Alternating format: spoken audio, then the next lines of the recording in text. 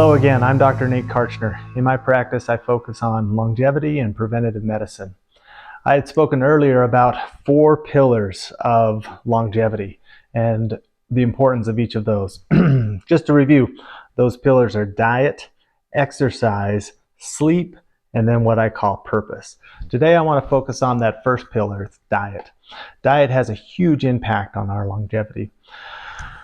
Let's talk a little bit about why it's so important. Well, in modern first world countries, one of the biggest impacts on people's health is being overfed. We live in an extremely obesogenic society. People bring donuts to work. People have sugary snacks at their homes. People in these first world countries are blessed in an abundance of food, which unfortunately has impacts on our long-term health. People who enjoy an abundance of food can have high blood glucose levels, which can progress into diabetes. Diabetes is a disease that damages vascular structures and organs throughout the body. And even though you don't have diabetes, having frequent spikes in blood glucose or blood glucose levels that are not quite diabetes but still abnormally high can have a tremendous impact on your health. In addition, being obese can have a big impact on your health. Being overweight can cause knee pain and back pain. There's all kinds of downstream effects from carrying too much weight around. Diet also has a big impact on our muscle mass, how much muscle we're able to carry through life. We've talked before about how muscle mass is one of the predictors that help us live a longer and healthier life. So most of the time when people come to me asking about dietary changes, it's with the goal of losing weight. So let's start with that discussion. There's lots of things that can be done to help you lose weight, and there's lots of ways that a doctor can help guide you through the weight loss process. But it all comes down to you again, you, the individual, being accountable for what goes into your mouth. That having been said, there's a few different strategies that can help. Now, when we're talking about diet and weight loss, it's a little bit of a controversial area because there's so many varied opinions about what the best diet is, what the best way to lose weight is. And I'm not going to dive too deep into the specific controversies, but I do want to give you some, what I think are pretty helpful general guidances. First off, you want to pick a diet that's going to help you and allow you to be on for the long term. There's no utility in having a diet for a few months or a few days or a few weeks just to lose 10 pounds by next week. That has a negative impact on your long-term health. We want to avoid that whenever possible. Second off, you don't want to eat too little. In general, about 1,200 calories is the minimum that anybody should be eating. If you're eating less than that, then you're not getting the micro and the macronutrients that you need to live a long and healthy life. There's 3 general accepted strategies for losing weight that I want to discuss with you. All these ways can be helpful, and a combination of using all these different strategies you may find is the dietary solution that fits you best. Let's talk about those. Number 1 is you can limit the time that you eat. This is called time-restricted eating. You hear about people not eating until lunch and then having a dinner and not eating again until lunch the next day. So they'll fast or they'll not eat food for 12 hours, 16 hours, and then they'll eat for the other 12 hours or the other 8 hours, whatever time-restricted method you're going for. You can imagine if you restricted that so much, you were only eating for an hour every day, for sure you're going to lose weight. So that's an option. That's a tool that can be used. Another tool is to limit the types of food that you eat.